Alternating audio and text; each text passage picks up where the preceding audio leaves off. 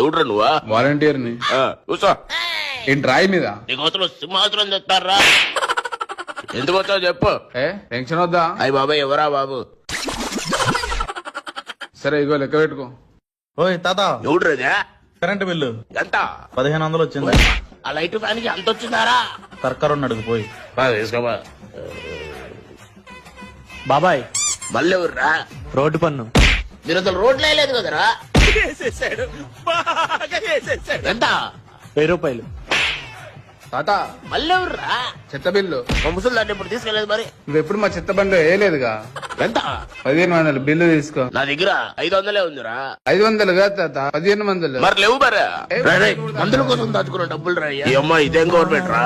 3000 నుంచి 4000 దోపిడీ చేశారు. ఈ గవర్నమెంట్ ఎప్పుడు పోతావు? ఈ దోపిడీ ఎప్పుడు పోతావు? ఈసారి అవుట్ అయితే